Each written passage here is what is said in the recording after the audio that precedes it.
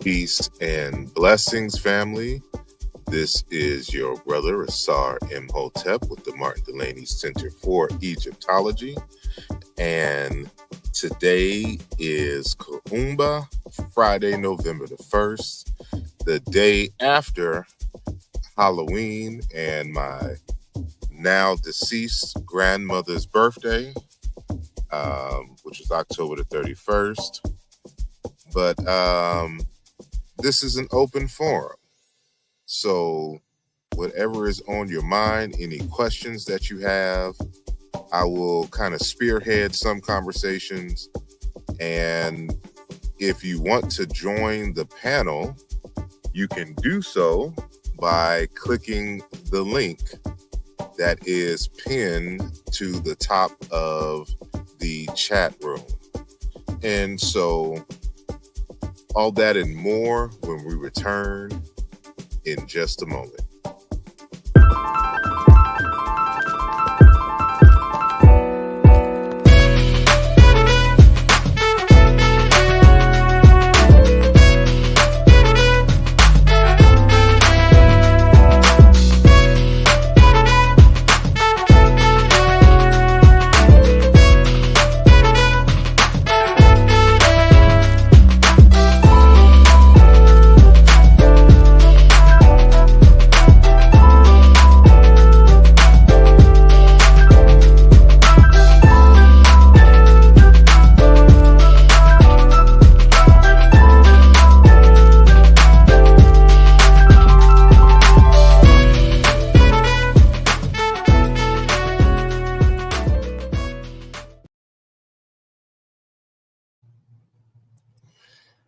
And we are back. And I just want to welcome each and every one of you. I know that y'all could be at a late Halloween party, but you chose to be here with me this evening. And so, as always, I want to shout out any and everyone who has made themselves known in the chat. And so far, it is only Sister Mika and Brother 42 Tribes. Just want to give a shout out to both of you. And of course, there are many of you who are listening. And if you want to say hello, just say hello in the chat. And for those who are on X, formerly known as Twitter, you will have to come on YouTube in order for me to see any of your comments or questions. And so a lot has been going on. I know it's been a while since I've had a live show. I got to upload. If you haven't seen,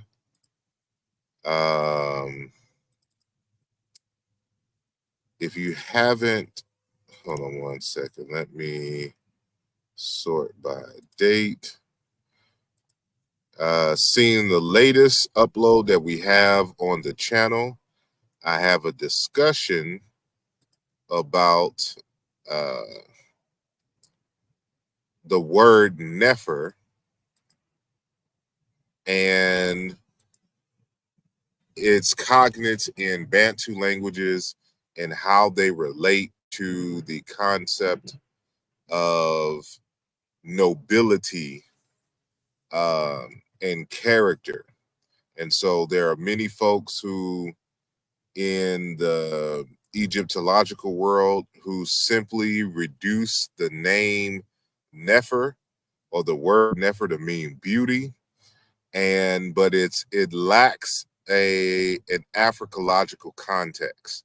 And so as we discussed in this presentation, there's an association between beauty and the character of a person, right? And their flawless character.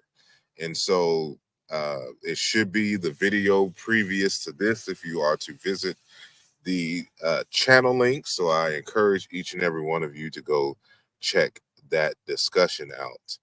And for those of you on the Patreon page, you know that we had a discussion with Dr. Let me see if I could find the thumbnail so that y'all can get a grip on who I'm talking about. Here, and it is Dr. Kaikosa Kajangu. And, you know, he is a professor of theology and African spirituality. I forgot the school, but it's in Maryland. But he's originally from the Congo, the Democratic Republic of Congo. And so he is a sage who has written a few books dealing with wisdom poetry.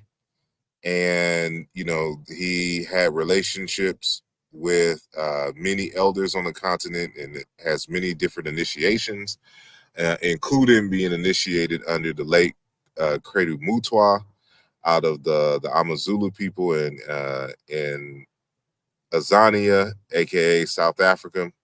And so, you know, if you want to see this interview, go straight to the Patreon link and subscribe to the Patreon so that you can see this conversation. And so, peace and blessings to D. Joseph. It's been a hot minute. Part of the Hoppy fam. And and speaking of, well, it's not kind of an of, but the Sheikh Anta Diop conference has just passed probably a week and a half ago.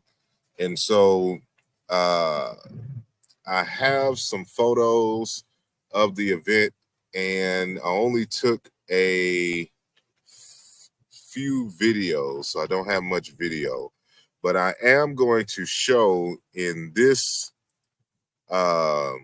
conversation right now, just to kind of get us started. I'm going to play the entirety of our good brother Sanjeti Unk Ra's presentation at the 36th annual Sheikh Anta Diop conference held in Philadelphia. And so as I am finding that, remember that this is an open forum. That means there's no specific topic, but if you do have questions yourself, I encourage you to, you know, type them in the chat, or you can join the conversation, meaning you can join the panel by clicking on the link. So just to kind of get some things started and get some conversation started, I'm going to play Brother Sanjeti's video. So I'm searching for it right now. Let me...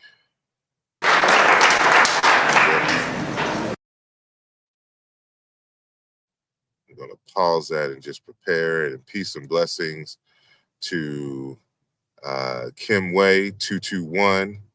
Well, you change your name every show. It's a new name. So the only way I know it's you is because of the there's a number 2 in there. So if I see a poster in the chat with the number 2, I know that's our good brother there. So shout out to you, peace and blessings to you, good brother. Nice to see you out. At least on the web, that is, in these YouTube streets. So I haven't been able to keep up with whatever's going on in these YouTube streets because I got some publications to work on and some other things. So I've been doing a little bit of travel, not much, but you know, it's all to the good. So So this is Brother Sunjeti Unk Ra presenting at the Sheikh Anta Diop conference. So let me make this as full screen as possible. And so we will get started here. So let me know if y'all cannot hear it, because I'm about to mute my mic, and hopefully that doesn't mute the audio of the video. So if y'all don't hear any sound, then let me know. But if you do hear sound, don't say anything. All right, so here we go.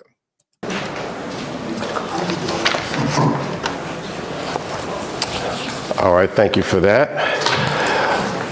I am, 43. Anyone who's older than that, do I have your permission to speak? Yes. Do I? Yeah, I guess, as you gain years, you start to lose track. So it's getting there. Okay. So I'm your presenter, Sunjeti Unk Ra Ifatunde Tomisona Fayemi. And I'll be talking to you about ancient Kemet and the Mande peoples, a cultural and linguistic kinship. Now, this is a part of my own personal journey in discovering that my own genetic ancestry is Mande. So combining that with the love of the study of Kemet and the models that our dear ancestor Sheikh Anta Diop set forth of demonstrating that we need ancient Kemet to help us to understand present-day African cultures in the spirit of the cultural unity of Africa, if you will. So not only is this an academic journey, it is a spiritual journey and a personal journey. Okay? And I would like you to think about this, that mythology is the encapsulation of a psychology of a group of people. It is what crystallizes their ideals, their histories, their values, the axiology, etc. What they hold valuable, what they hold to be true, and their highest ideals is shown inside the mythology. The things that they want you to do and things they don't want you to do, etc., are shown in stories. And it is preserved in the language, most of all. So anyone who knows me knows I do love linguistics. Not as good as my brother back there, asarimhotep. However, it is absolutely necessary, as Sheikh Anta Diop demonstrated and left as a legacy. So we shall begin with Sheikh Anta Diop, with cultural unity of Black Africa. So he tells us the choice of the African, whether it be ancient Egyptian, Ethiopian, it could be Bantu, etc., was linked with the idea that of the world of beings and of essences. Thus a whole ontology and metaphysics. In other words, he's talking about how when you look at these cultures, you will find these common ideals of the mode of existence, this undercurrent, even though they may look a little different on the surface, but that undercurrent has the same ingredients. It then tells us on the next page, the universe of forces is governed by weight, a sort of law of gravitation. So we already knew about gravity before the 1800s or whenever the Europeans decided to say that, yeah, we discovered gravity, which requires that the position of each body be naturally of the weight of the being. All right, so this here is about articulate thought about these substances of the universe. So then let's jump down here. So the quality of vital force, vitality, kimoyo, that our brother Asarimhotep speaks about, that many of our other elders who speak about the Bantu philosophies speak about, is vitality, not animism. We don't do animism.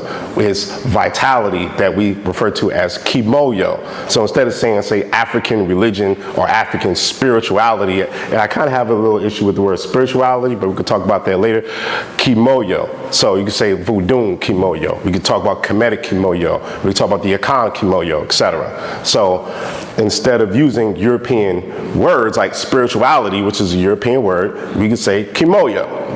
All right, so that's love right there. That's my roots. All right, so the opposite would break the universal harmony, and the natural accomplishment of the phenomenon would be seriously disturbed. So ma'at. So ma'at is that truth, justice, reciprocity. It's the order, it's the laws of the universe, and anything that breaks certain laws, because in order to break a law, it's still part of the law that you can break it.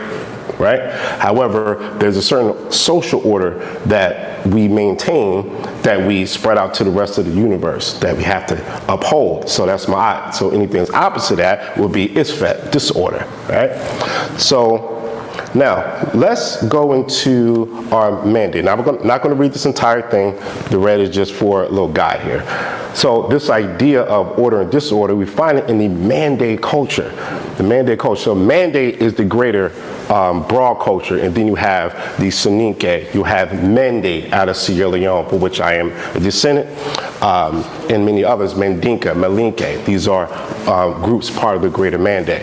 So in this part of the creation account, you have 8 seeds, and you have 4 elements dealing with the 4 cardinal points that's being created. And all beings are created as twin souls. You ever hear that before in the Dogon tradition, right? We have it in the Mande as well. So you have twin souls. Now sometimes you can have twins that are males, you have twins that are females, you can have male and female, okay? But everything still stays in biological order of function. So all right? So the 8 seeds enveloped in the hibiscus seed constituted the world egg. You heard that before, right? The cosmic egg.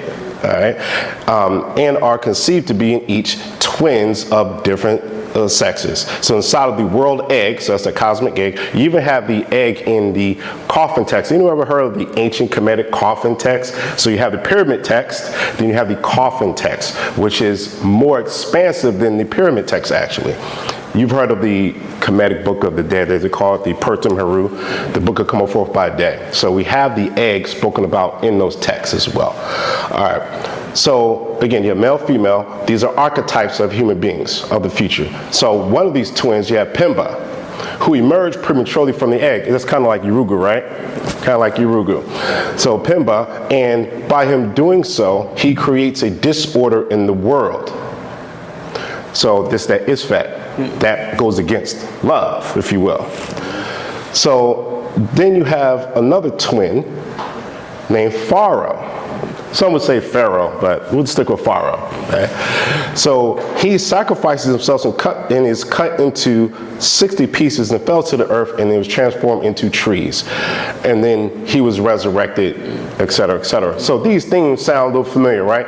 So you have Asaru. Some people say Osiris. You could say Asar, Wujilu, etc., different variations. So you have the same archetype, the Asarian archetype in the Mande culture.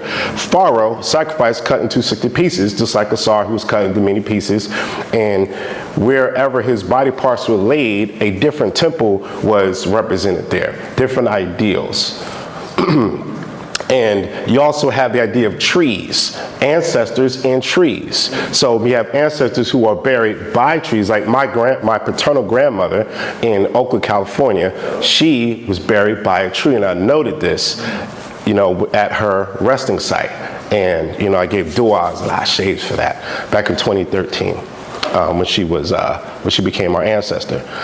And in the story of Asar, his body was float to what we call the Middle East, etc., Lebanon, etc., and he grew into a tree, but that's reminiscent of our ancestors literally being put into the trunks of trees in Africa. Okay. So, go again? I said Gory Island. Yeah, yep, there you go. All right, exactly. All right, so see these connections. They happen right on the spot. And then he's resurrected. So we have the same archetype in Asar and the Mande Pharaoh. So we like to use imagery here. So in the coffin text, it says, I am Asaru, or Osiris or Asar.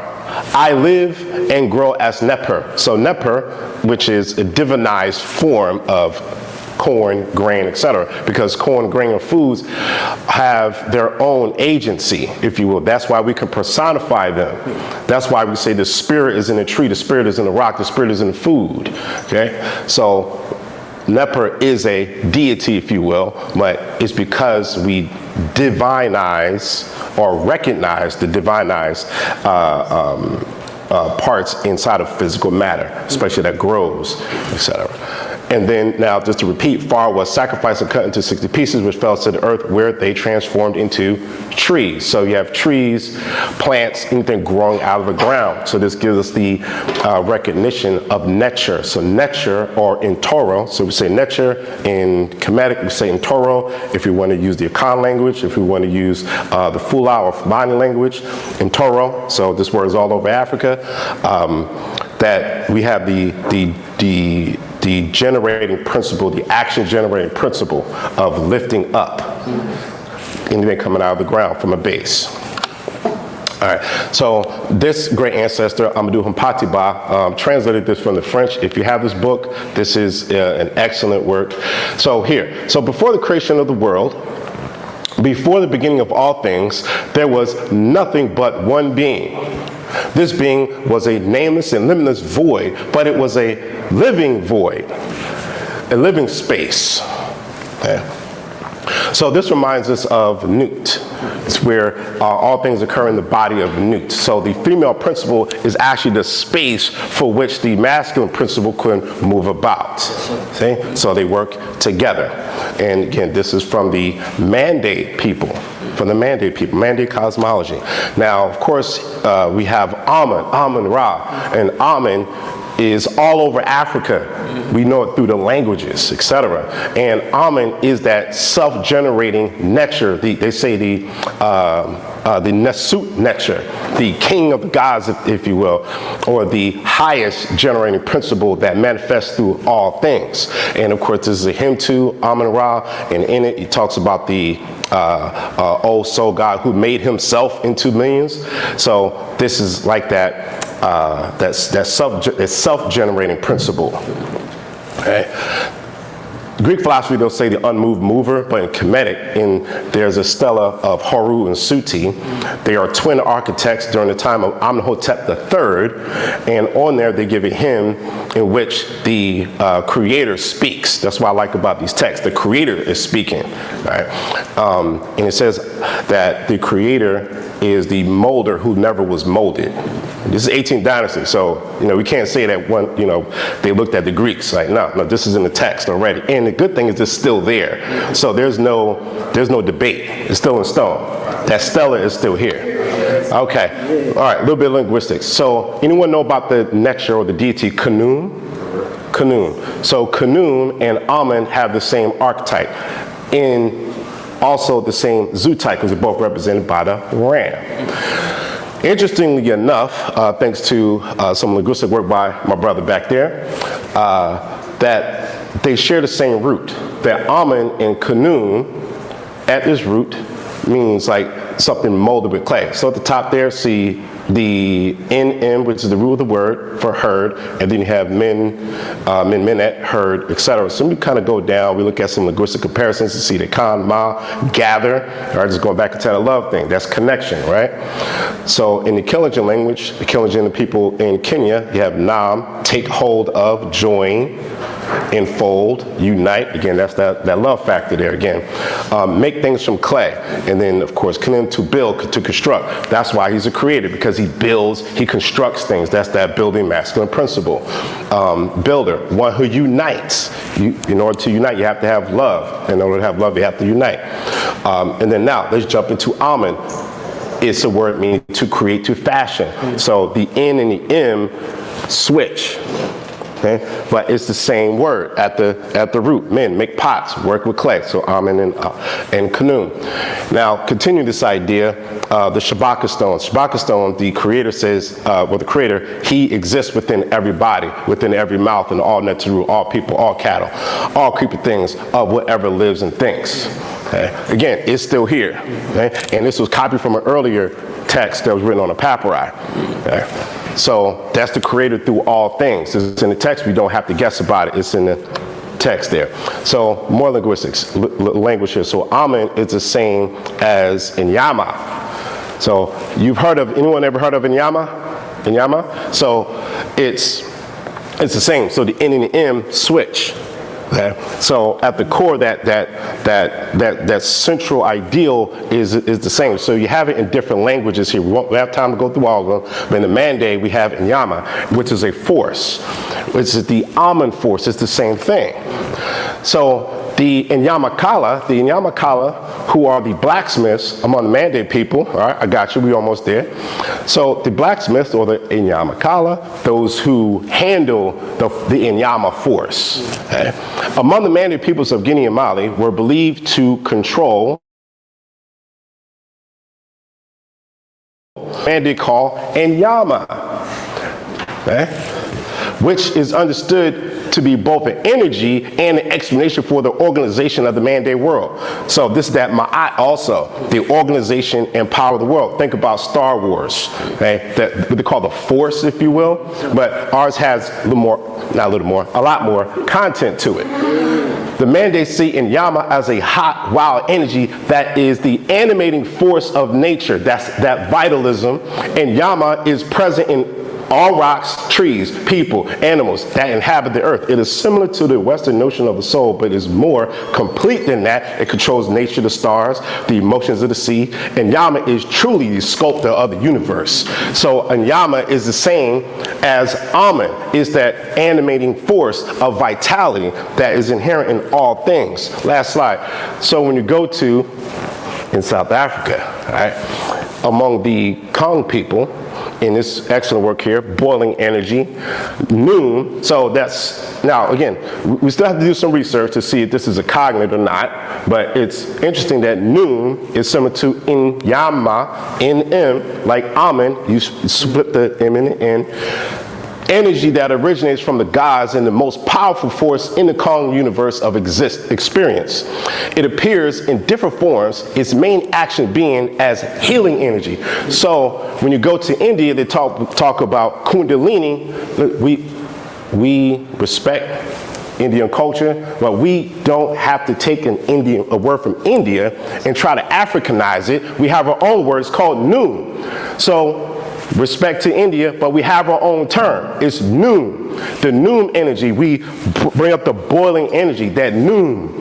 So we share noon with each other. And when we do healing circles and healing dances, because that's what they do when someone is sick, they form a circle around them and they rev up the noon energy in order for healing so that person can reach the level of Kia in this culture. So Amen, noon, and Yama is all the same. It's that boiling energy that we can harness together to connect. And it's right there in Africa, in various places from Northeast Africa to West Africa to South Africa. And we connect in the spirit of the cultural unity of Black Africa. Thank you.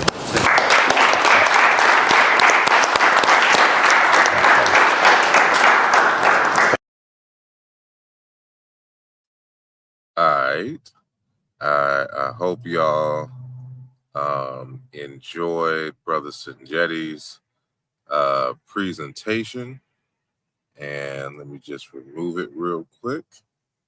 And, I don't even know if he's watching live. If y'all have any questions, I could probably answer some of your questions pertaining to his presentation. Others I'll just have to refer to Brother Sanjetti if he's not here. But yeah, it's good to see our good brother on the big stage. And the ASCAC conference, the Midwestern conference is coming up, and then in December is going to be the ASCAC West Coast, or Western region, I should say,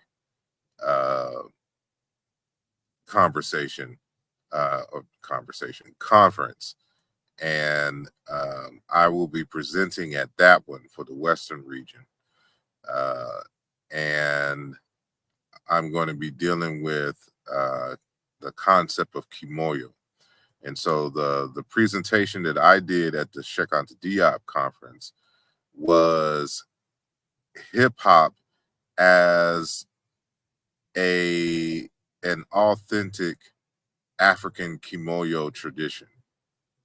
And I would show you, because we have video of that as well. And for those of you who are on Patreon, you can see that video clip of my presentation from the DIOP conference. However, I don't know if I'm gonna do it this weekend, but definitely by next weekend, I'm going to do that same presentation. However, it's going to be a bit extended because we only had 15 minutes to present at the DIOP conference. So what you would have heard anyway would have been very scaled down, and the conversation itself can be an entire, at minimum, college semester course. So, but I just want to hit some of the major concepts as discussed, in terms of the narrow scope for which I spoke on at the Shekant Diop conference. So, this is it's a lot going on. I'm getting ready to I'm working on two texts. I have a final this weekend, and then I'm taking a school break so that I can focus on these publications.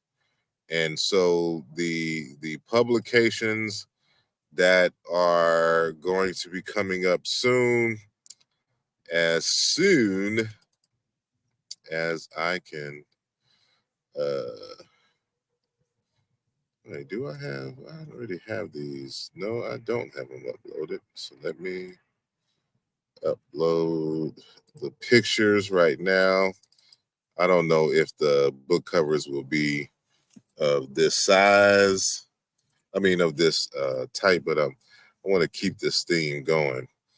But so the first book, because I still got some translation work to do, is Paths to Ma'at, Essays in Honor of Babinge Bilolo.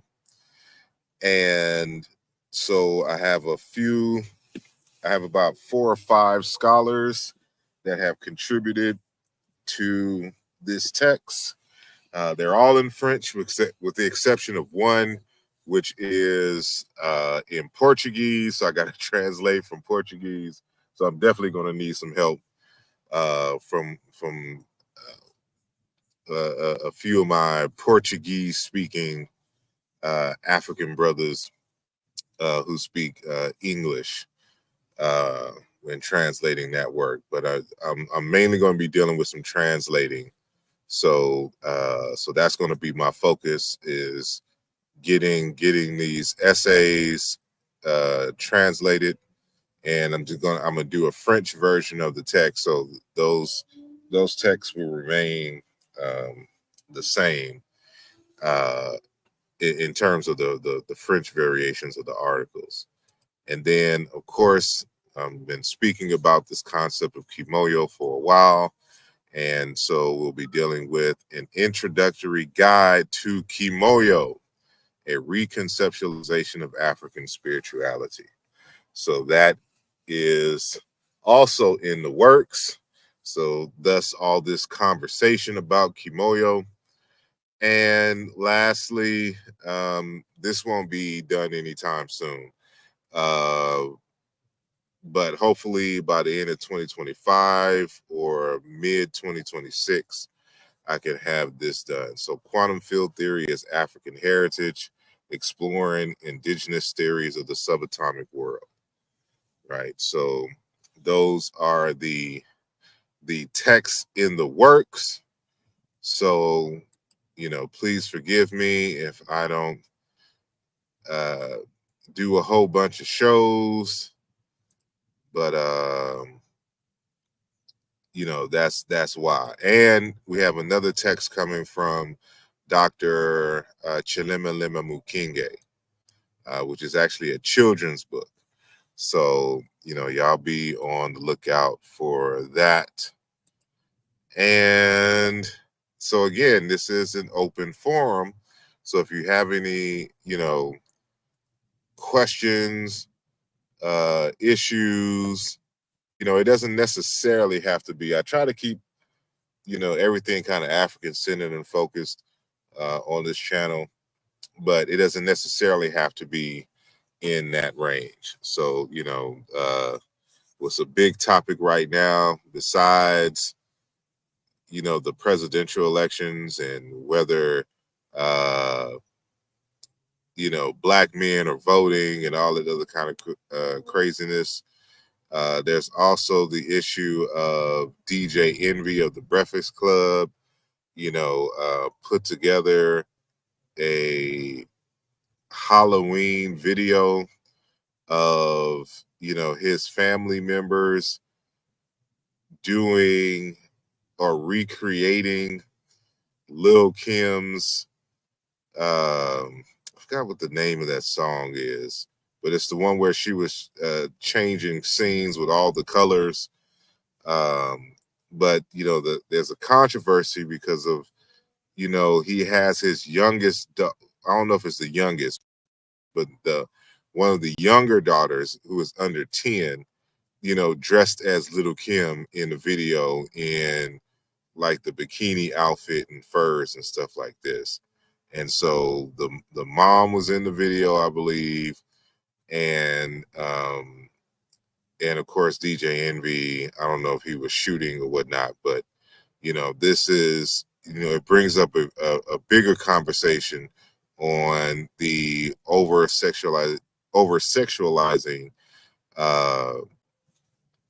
children, nonetheless, right? And why in this day and age would you as a father, put that out there and promote that? And so, we can talk about a range of things. And, I'm also working on an essay on, let's see if I can share my screen.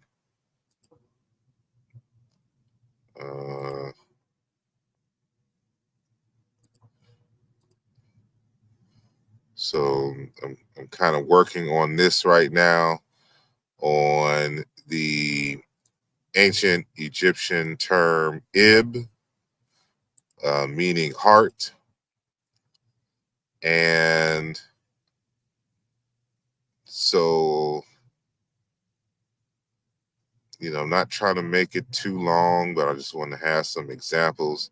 And so what I'm arguing in this text here is that the word Ib is actually missing a consonant. And more than likely it was the nasalized uvular trill, or the vulture bird sign, or the sound that's represented by the vulture bird sign. And so, this is my treatise here. And of course, we give some examples, and then we,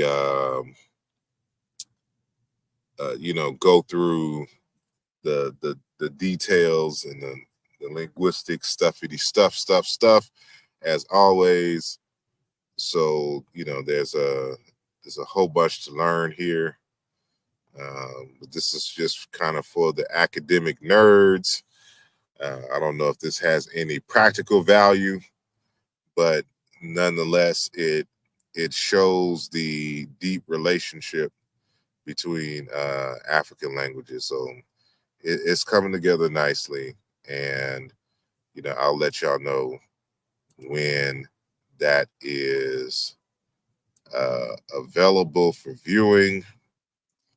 And after I get some feedback on some things, yeah. And I wish I can hide that button there. Let me see.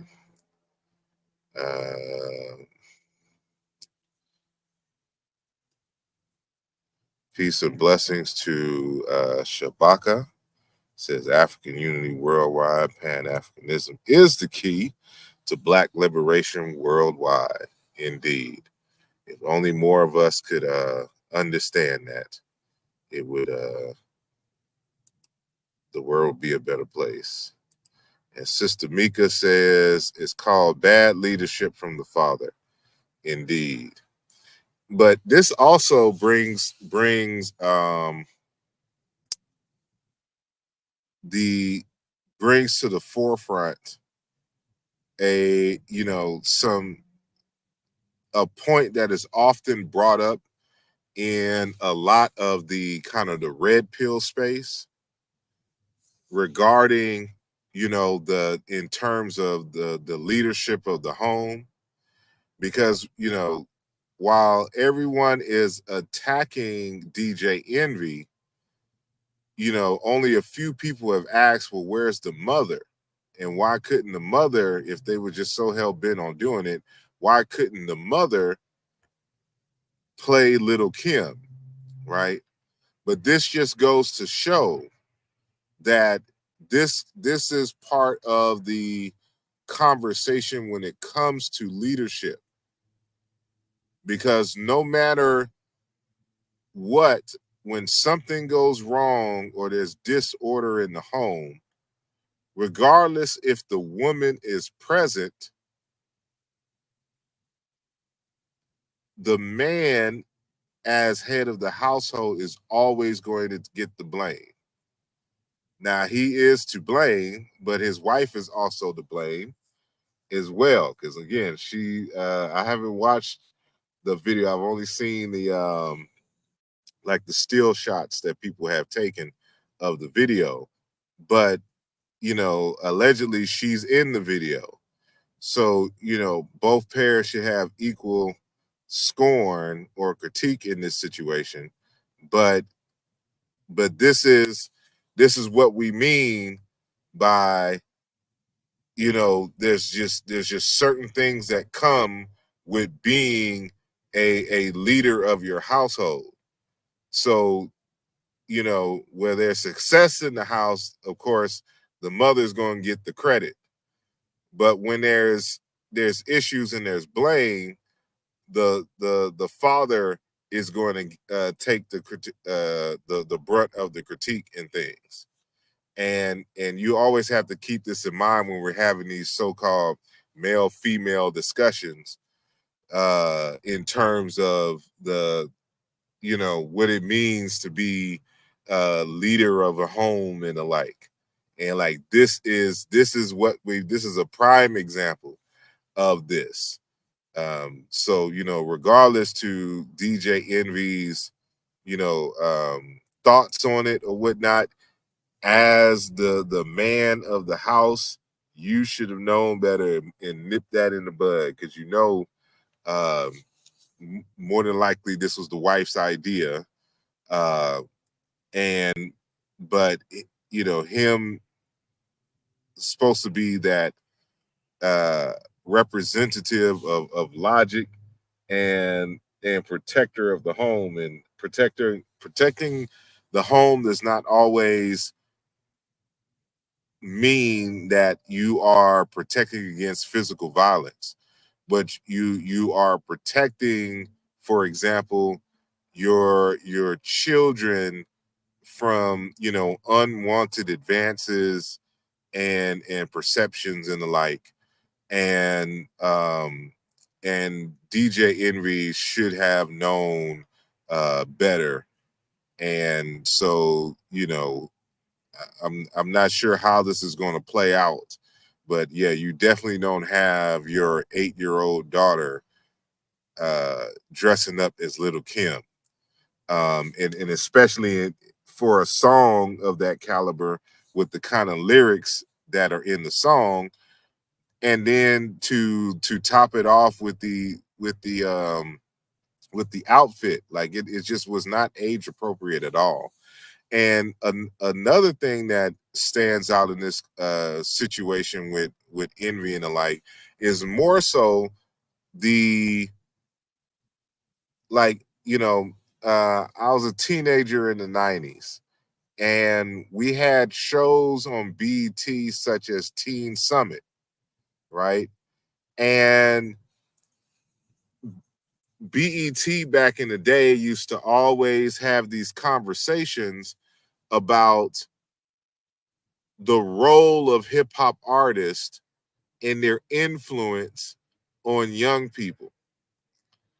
And they would always bring up, artists like Luke Campbell, of course, the gangster rap issue, but also in terms of the women, because there was a shift in hip hop culture where individuals such as, and I guess I could stop sharing this, individuals such as Queen Latifah, MC Light, Yo Yo, um, and others were not the standard MCs that were being promoted. So in the 90s, you start to see this shift going into individuals like Lil Kim, Foxy Brown, Trina, and others. And it was this hypersexuality of women, and you would hear in these conversations that people claiming that it's entertainment and that the parents should raise the children, and they don't believe that there's much influence and stuff now.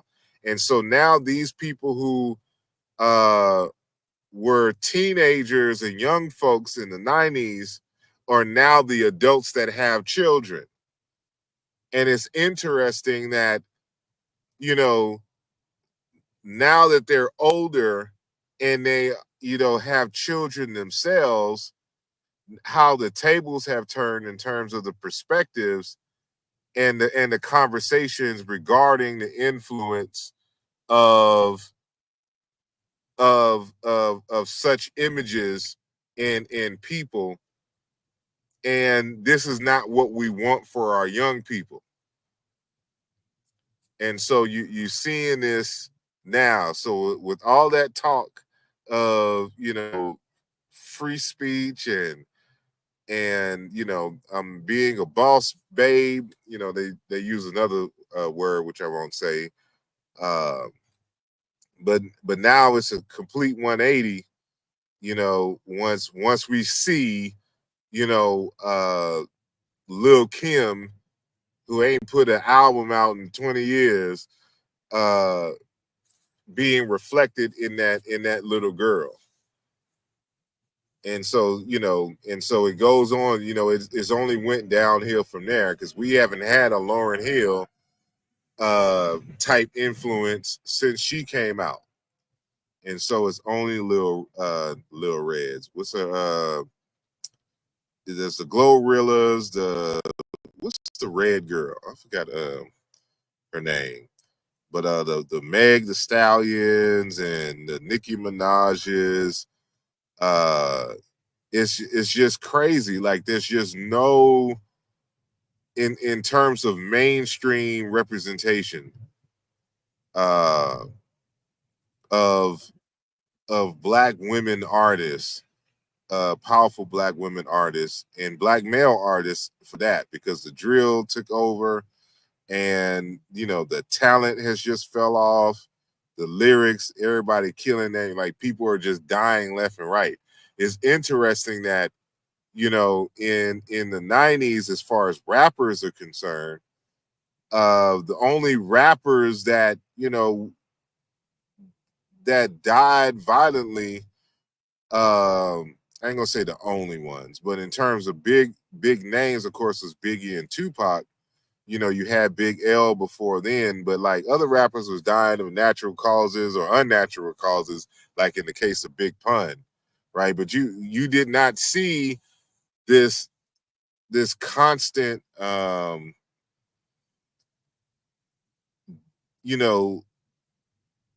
barrage of new of word coming down your news feed of some rapper getting shot and killed, in some street beefs and some, for stuff that they said in the songs and the like, right? It's just crazy. And let me see, what is all I'm gonna say is that the DJ, he's another bad example of man and shit. Yes,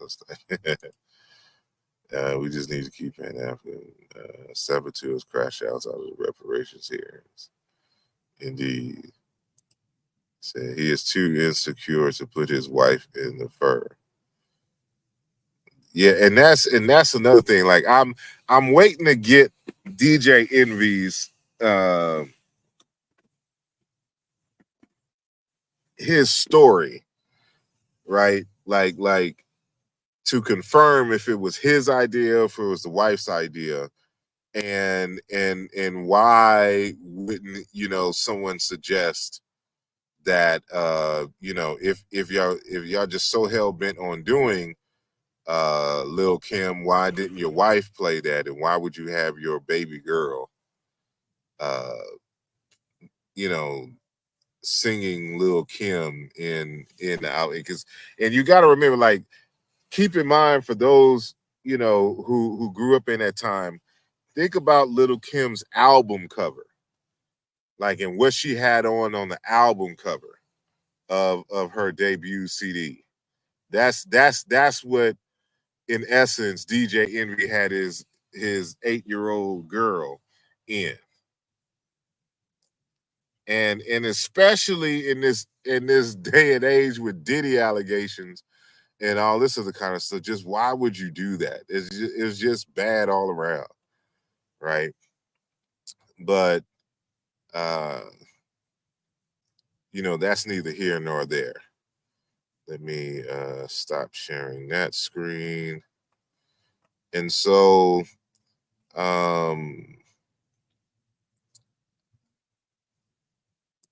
just want to remind folks that if you want to join the panel, the link is pinned to the top of the chat.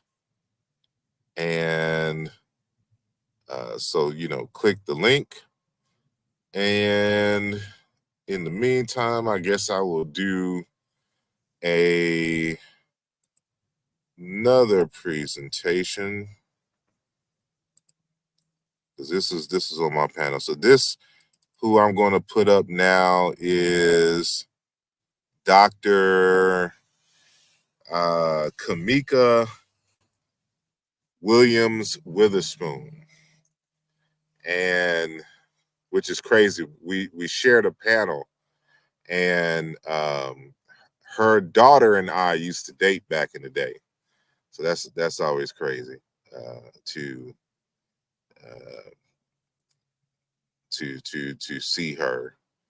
But that's neither here nor there. So let me see if I can find. We'll do that.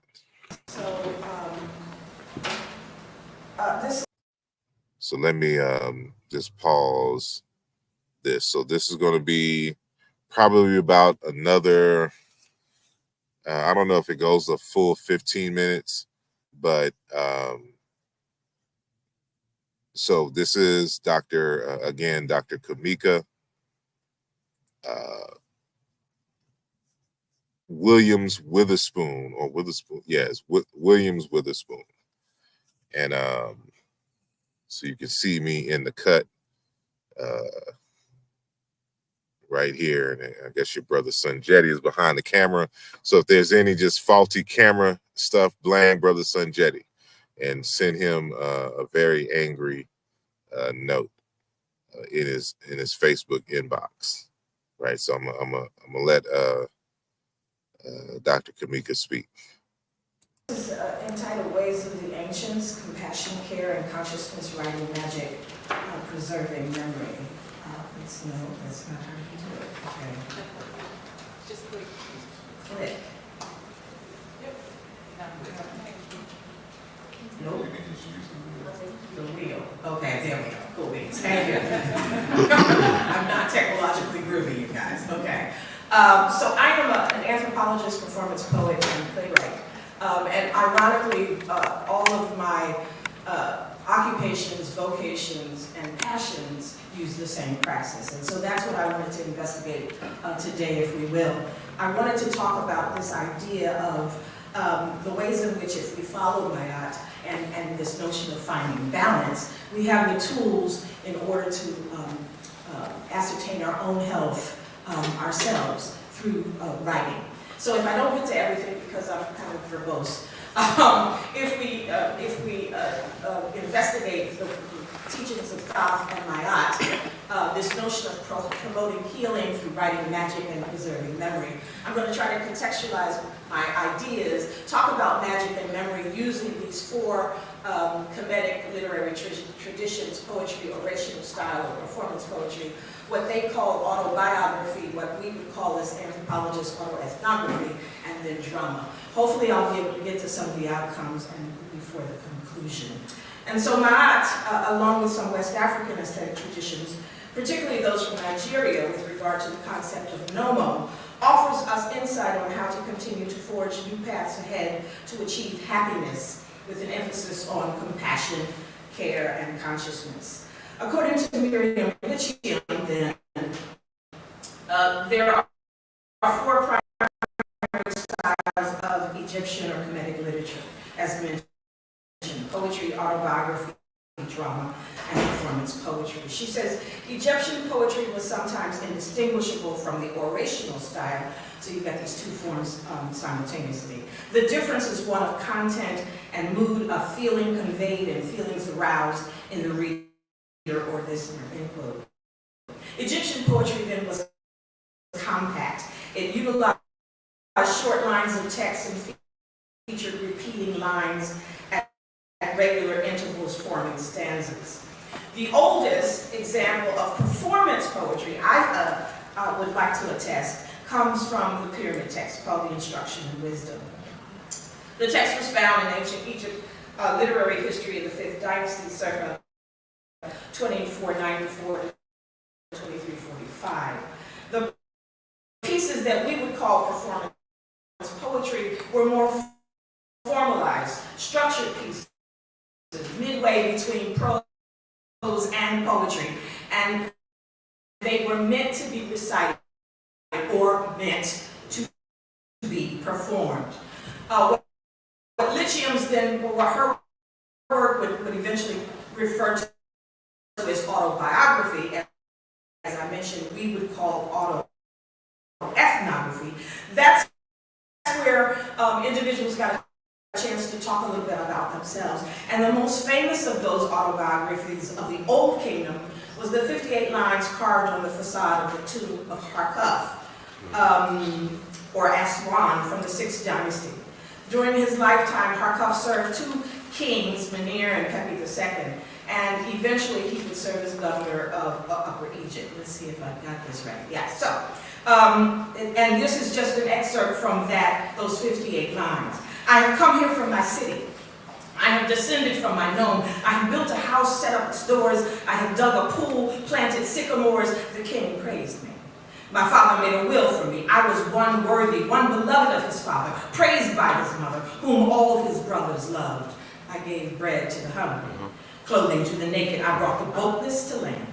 O you who live upon earth, who shall pass by this tomb going north or going south, who shall say 1,000 loaves and beer jugs for the owner of his tomb, I shall watch over them in the necropolis. I am an excellent equipped spirit Ak, a lector priest who knows his speech. As for any man who enters the tomb unclean, I shall seize him by the neck like a bird. Yeah. He will be judged for it by the great God. I was one who spoke fairly, who repeated what was right. I never spoke evilly against any man to his superior, for I wish to stand well with the great God. Never did I judge between two contenders in a manner which deprived the son of his father's legacy. Autobiography, autoethnography, if you will. So one example of Egyptian drama was all found in the Ramessian dramatic papyrus, which is now in Berlin, and it's from the Middle Kingdom, circa 12th dynasty. The example of Egyptian or Kemetic drama was discovered in a repurposed Middle Kingdom tomb by J.E. Quelbel in 1895-96 below the temple complex of Ramesses II. The papyrus was badly damaged and in need of extensive repair. In its present state, according to Robin Gilliam, the fragmented papyrus, when put together, consisted of 139 vertical columns with the bottom quarter of the document reserved for labeling and illustrating vignettes in the play or in the drama.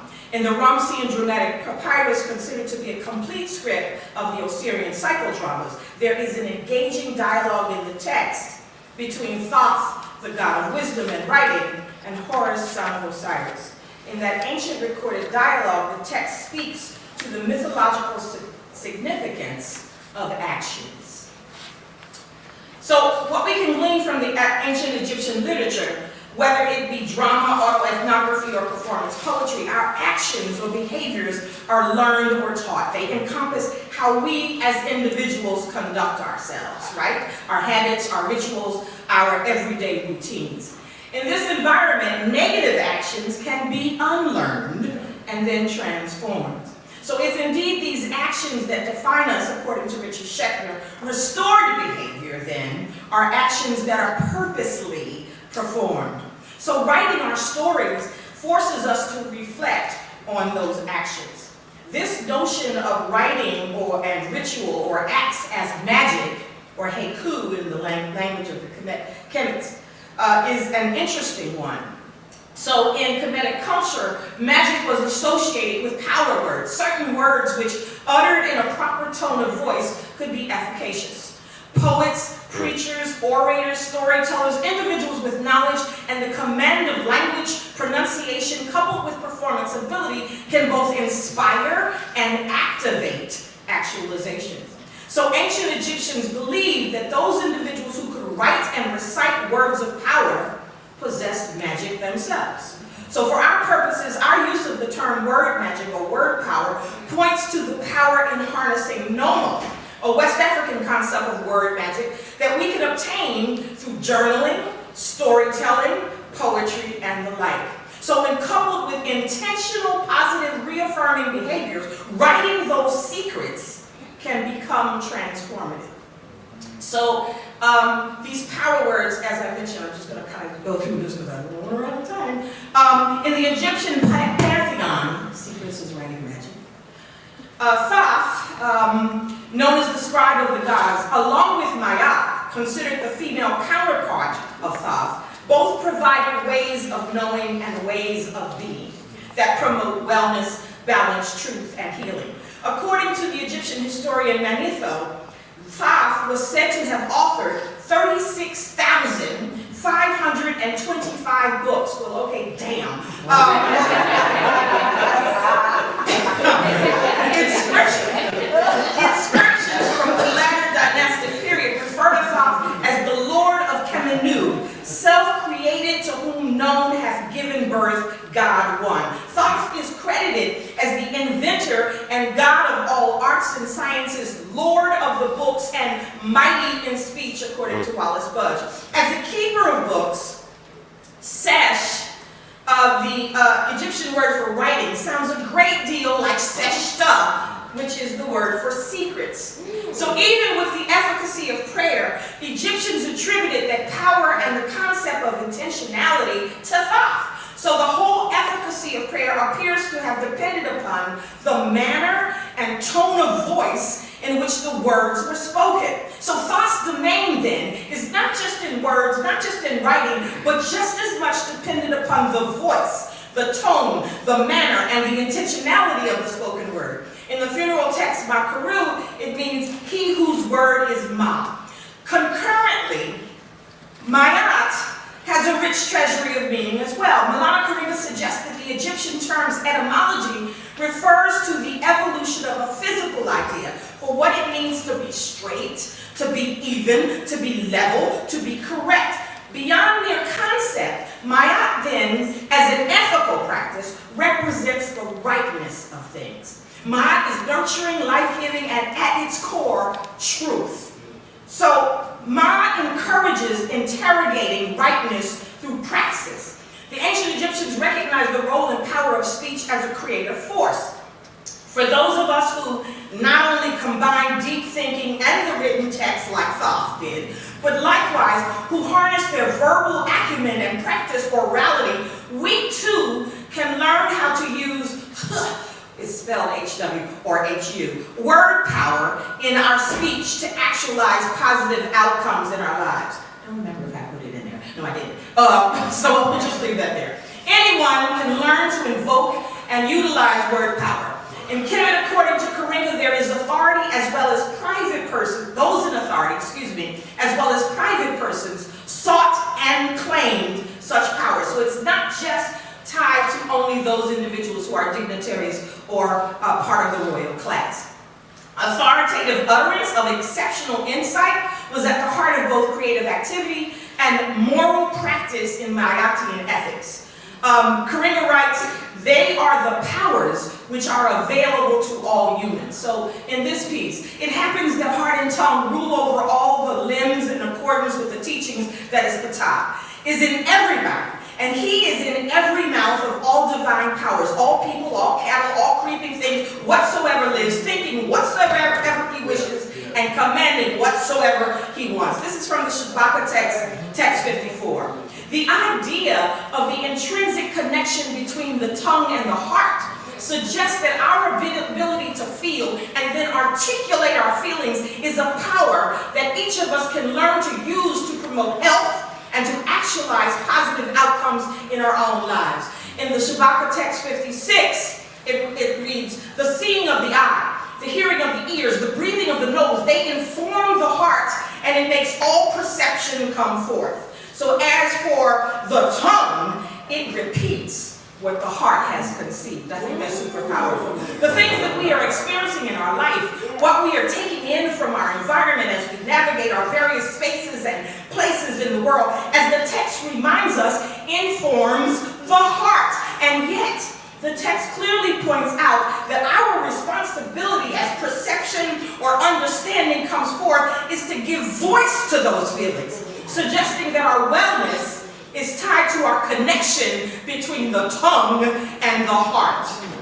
According to Gardner, as quoted in Kuringa, in a praise poem to Amen from the Lydian Papyrus, Book 5, the text says, exceptional sight, or insight, Sia, is his heart.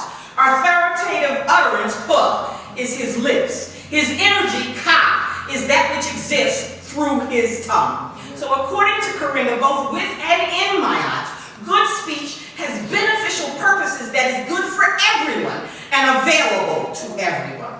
The ability to feel, to record, and hone our performance skills is available to all of us, but it requires consistent practice. So, thank you, oh God. Oh, so all magic is word magic. Oh God.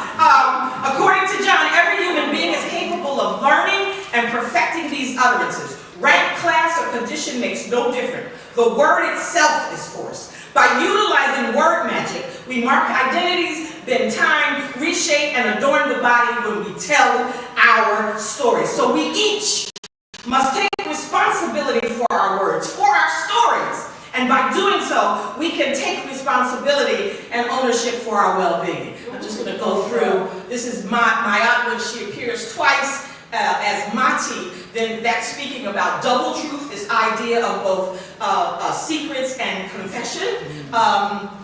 And so radical acceptance, accepting what we can control and letting go of those things we can't control. Confession, we can't have change or well-being or balance if we don't tell our own truth, and real truth, not the truth that we've manufactured for other people to believe. And then this notion of truth, and I know in this day and age with, alternative truth, it's hard to kind of deal with truth, but we've got to claim it, right? We've got to do it. We can't let it go. And so finally, creative writing, journaling, storytelling, autoethnography, and writing poetry to the brother in the back. These are the ways that we can enhance our own well-being. And then, of course, it's tied to psychic photography, where we can access the memories of the ancients when we're writing, And finally, I keep saying finally, and this notion that the cerebrum is where we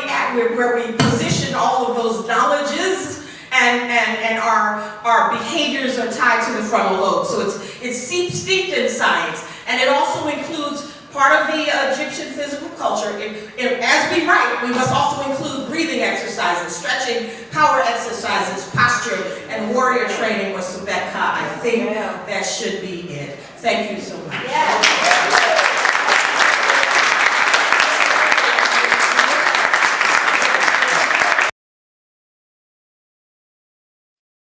That was Dr. Kamika Williams Witherspoon out of Philadelphia. She's a 10-year professor at Temple University, and so she hit on a lot of things, but her main kind of her main thing was on the power of speech and how to utilize that speech, not only in terms of accessing memory and speaking truth to power, but also having I cannot speak tonight, an authoritative conversation in terms of bringing things into being with words. And so for those of you who are familiar with the ancient Egyptian language, you may have heard of a word that Egyptologists colloquially pronounce as Heka.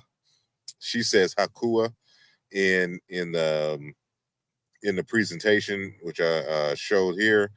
But in reference to my presentation, which I was speaking on or introducing my reconceptualization of hip hop culture and the renaming of many of its elements. And one of the elements is, the art of emceeing, which I have renamed using the Yoruba word afoshe or afashe, which is the ashe or the power of potent speech, which would be semantically equivalent to the concept of Heka in the ancient Egyptian language, right? And saying that to say that, there's this commonality in terms of thought and philosophy in many African wisdom traditions, and this idea that there is power in the speech, and there's an ability to kind of shape reality with powerful words is found all across the continent. And some of the more familiar ones include, of course, the Yoruba tradition, but also the Dogon tradition, for which that potent speech is called Nomo, right? And it is, worthy of further discussion. And maybe I can have Dr.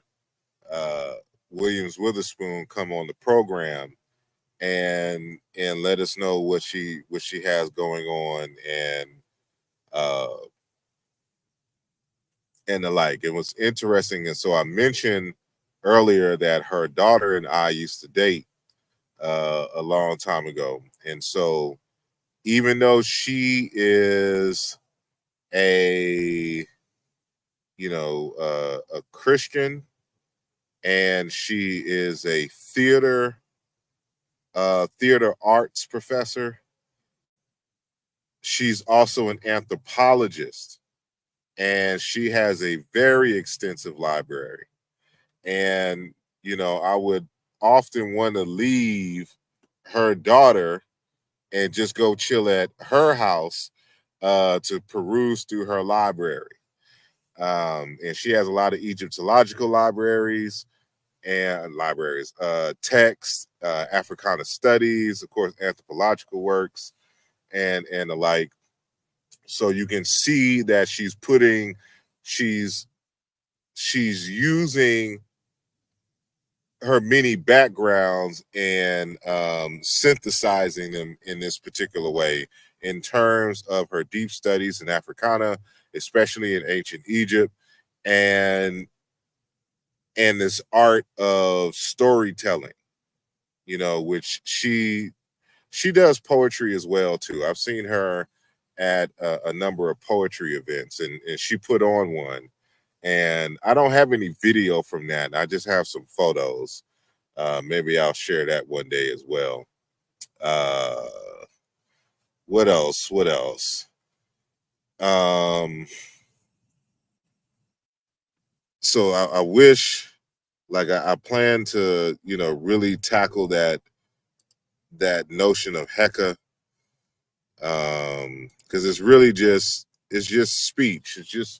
It's just regular speech, and like the concept of the heart. So like that article that I showed earlier that I'm working on the word for ib, meaning heart, and what the comparative linguistic information, you know, tells us, right?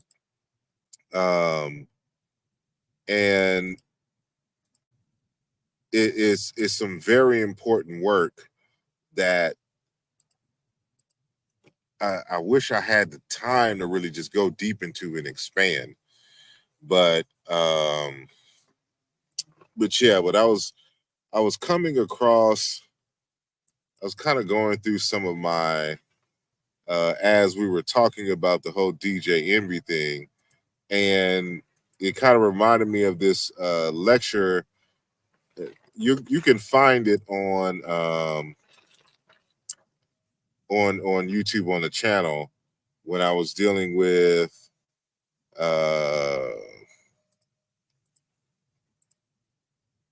this notion of marriage, right? And so the title of the conversation, well, this is from 2017. What is a husband and a wife? An African Answer Part 2, right? And so this is really kind of at the height of the whole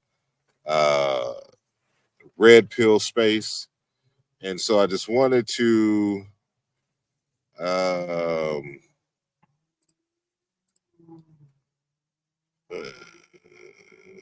me see.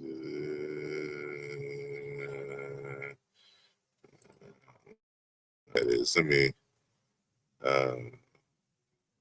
stop these dang subtitles as well. I'm gonna go through the so one of the things that I mentioned beforehand is that you know, the role of the head of household is that of protector, right? But in reality, that is the role of both the husband and the wife, right? And so I discuss it in terms of defining, well, what is a husband and what is a wife? Because in, you know, based upon my analysis, they're outside of the natural gender, they function the same. They have the same exact role. And that is to be a source of protection and a source of health care, right? And we can elaborate on what that means.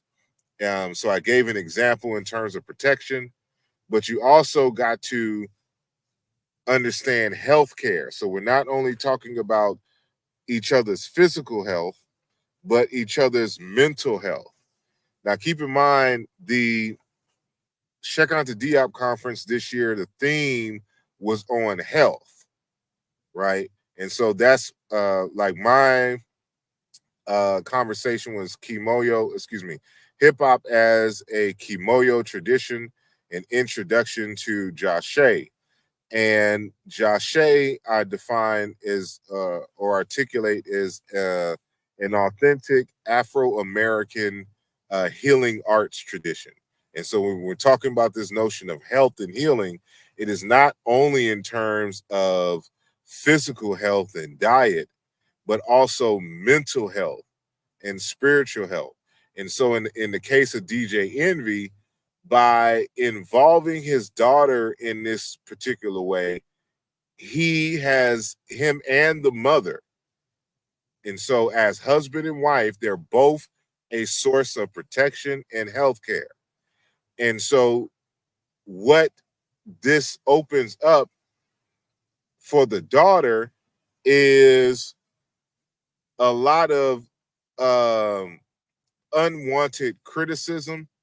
And, the young girl is not old enough to be able to understand and process the way that adults, are looking at her and the family situation and dynamic. But also you got to keep in mind these weirdos out here who are pedophiles and look at young girls in a very sexual manner, right? And so not only do you have to protect her physically, you as parents, you have to protect their mental health. And you can damage a person for life if you put them in situations or they're involved in situations where they can be or have been sexually assaulted, right?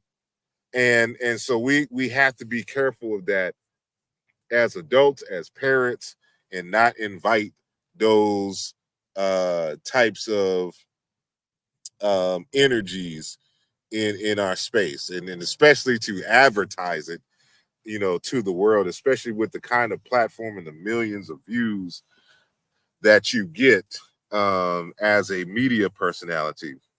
I want to just briefly kind of recommend this book because you hear in these red pill spaces as well, and pink pill spaces, the alleged female equivalent, in terms of traditional roles and like the man being the breadwinner. And, it's interesting. This is why we study history. And so this author here on the left, Stephanie Kuntz, wrote this book, The Way We Never Were, American Families and the Nostalgia Trap. And a lot of what we are trying to adopt and set as the standard in our personal relationships and marriages are white people's mythologies. And she's not going to say white people's, she just says American. But I'm putting white people out there. White people mythologies in America. And we can see that our communities are suffering because of some nostalgia that didn't really exist, or existed for an extreme small group of people. And it is only fairly recent in history. It's not a real tradition, not amongst Europeans or Americans for that matter. And she talks about this in her text. And so some of the highlights from her research is that the male breadwinner is a myth.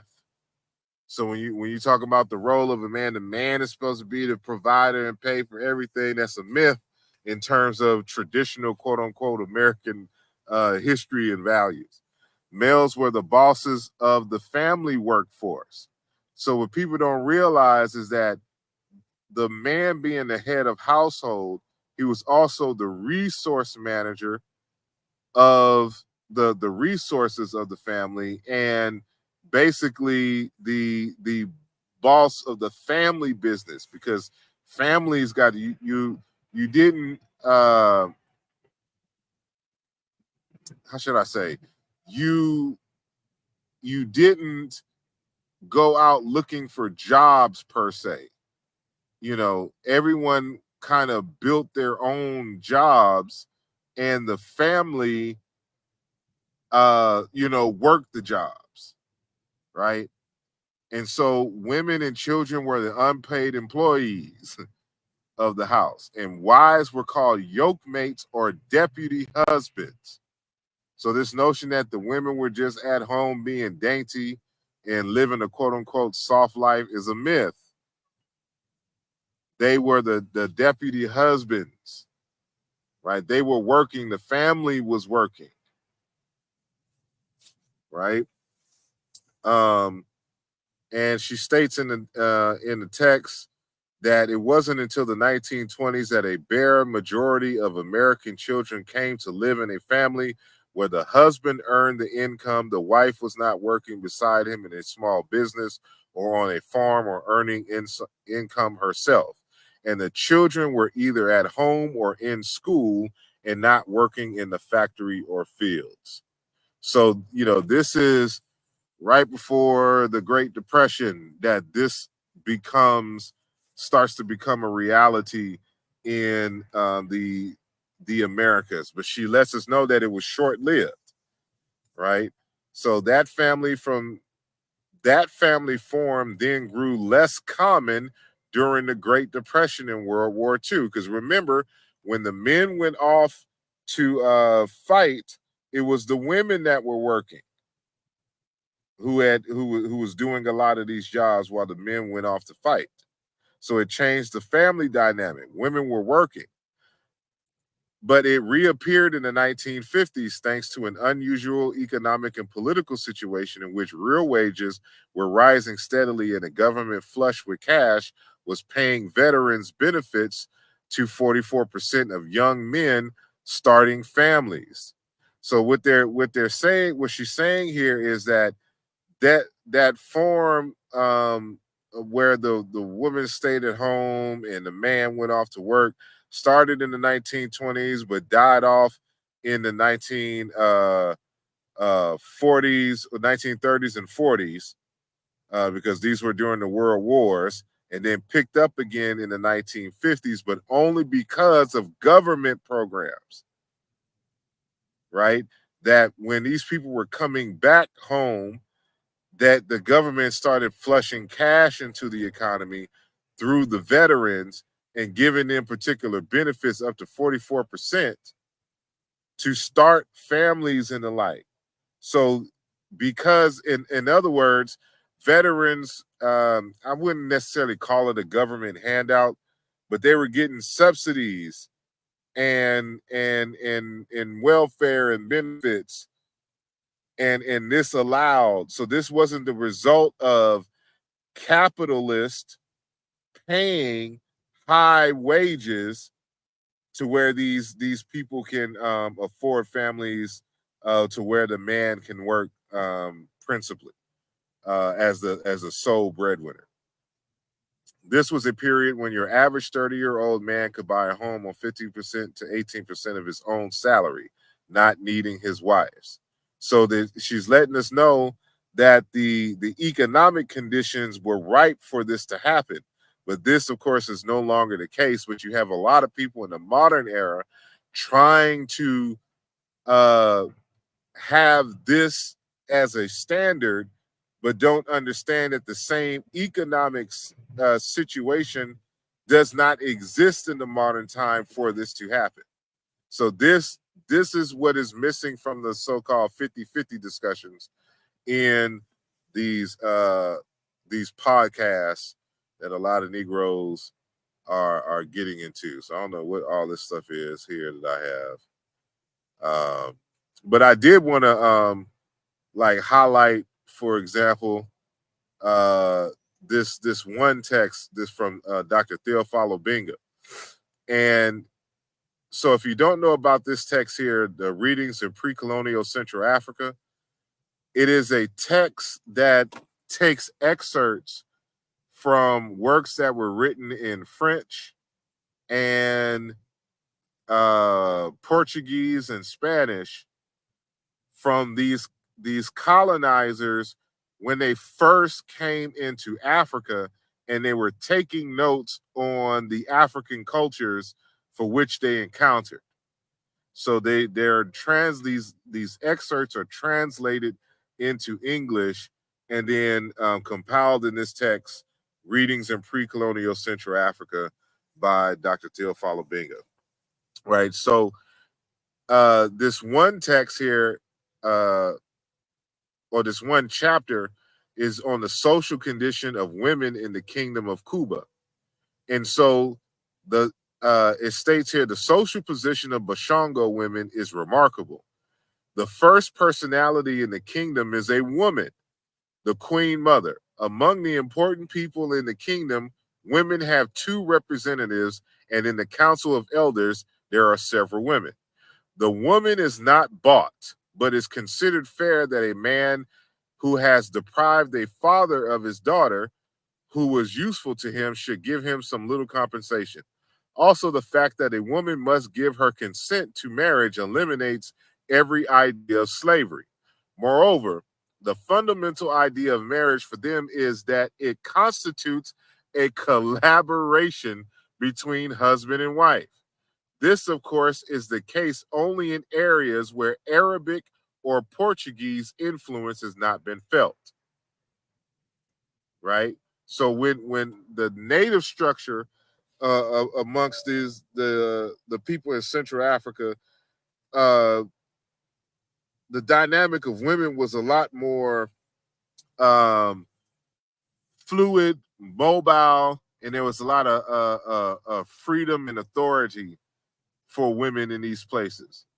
But it's text like this that informs you, if you want to understand the nature of marriage from an African perspective, that this wasn't all across Africa, because there's some other texts that's cited in the same text that is the opposite of what you see here in natively, but that seems to be the case more so amongst pastoralist groups, and maybe we can have a conversation about that in the future. But the point is that, you know, left to native African devices, at least this example here shows that they're giving you and defining what a marriage is. It constitutes a collaboration between the husband and wife, right? And so here's continuing that same discussion. And remember, this is, so the original text is by E. Torday and T.A. Joyce from 1910 that it was originally published, talking about the women. So this was written in another language, which is translated now into English. So it said the role of the woman is to provide vegetables for her husband to eat, while the role of the husband is to provide game or meat and defend the household. If the husband fails in his duties, his wife will leave him. If the wife neglects her functions, the husband can press charges, and the guilty wife will be punished or chased from her conjugal home. I wish we could press charges here in the United States when our wives want to act a plum fool. That's another conversation for another day. We'll continue. Being the stronger of the 2 spouses, the husband is the head of the family. However, in many instances, the woman's decision takes precedence. One even notices that important political questions are frequently decided by women, right? But I have these highlighted at the top here because this is the perfect. So remember, on this previous citation here, moreover, the fundamental idea of marriage for them is that it constitutes a collaboration between husband and wife. And so here it says the role of the woman is to provide vegetables for her husband to eat, while the role of the man is to provide meat and defend the household. So you can see, for example, in this context of meals, that women provide, you know, half of what's on the plate, and the men provide what's on the other half of the plate. In other words, this is 50-50. This is an indigenous thing, because that's what a marriage is supposed to be. And so when we have these conversations about, you know, I ain't doing no 50-50 and all this, we wondering why our modern marriages don't work. And then, you know, the rest of the conversation, you know, I started dealing with the mental health issues of being a sole provider and the disadvantages of that, et cetera, right? But I'll save that for another conversation. You can view that video on the web, right? So So let me see. Peace and blessings, Sister Gigi. Indeed. And Sister Mika says, yes, that was only for white folks. Exactly.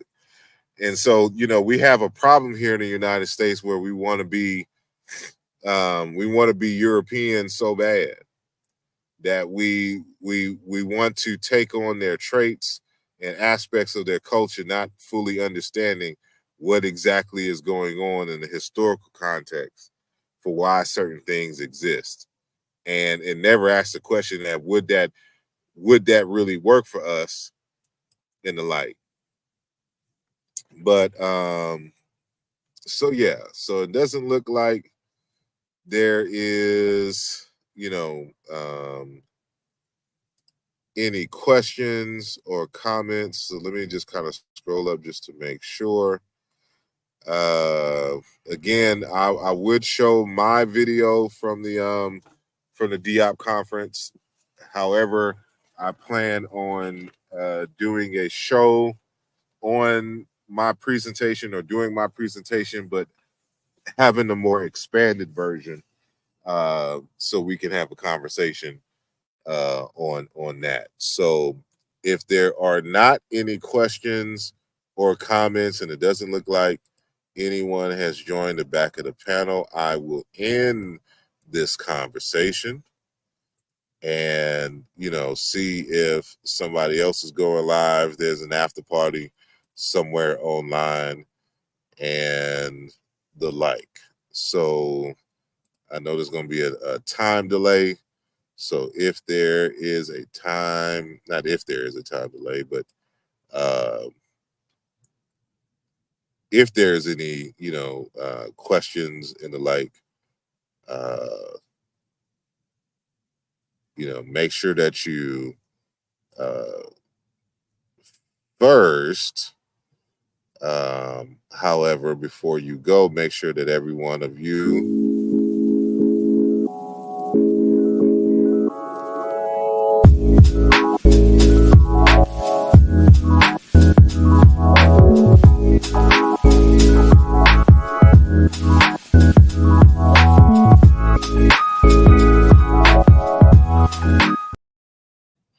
that is right. Make sure that you hit the like button and that you share the video and leave a comment if you can. And if you are new to this channel, make sure that you subscribe so that when we have these conversations, which will be more frequent these coming months, and we'll start hitting on some new topics and I'm working on a video cut right now on the relationship between jazz and hip hop. Probably be about 5 minutes or so. So we'll put that up there. But let me see. Yep, there's no question. So with that said, I do thank each and every one of you for joining the conversation and for your comments in the chat. And probably see you again, probably on Saturday or Sunday when I do the presentation again. And, we'll kind of go from there. So with that being said, until next time, peace.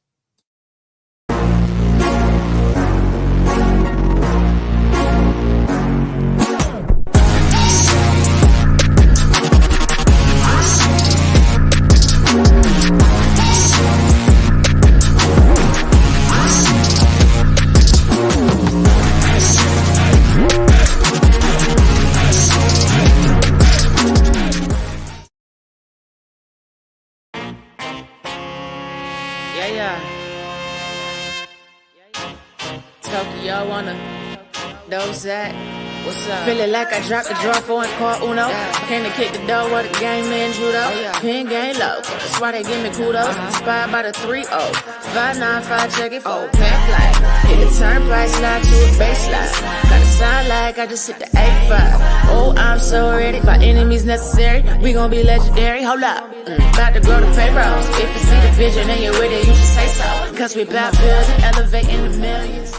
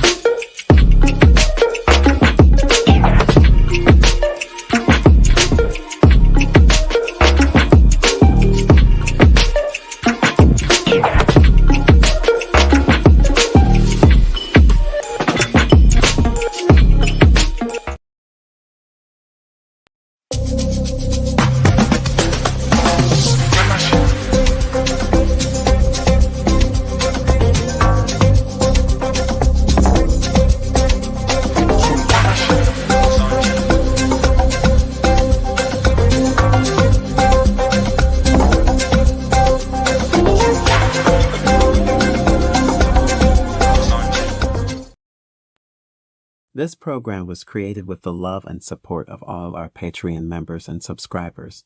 If you are not a member yet and would like to see more content like this, consider becoming a member today. The link is in the description of this video. Your support is greatly appreciated.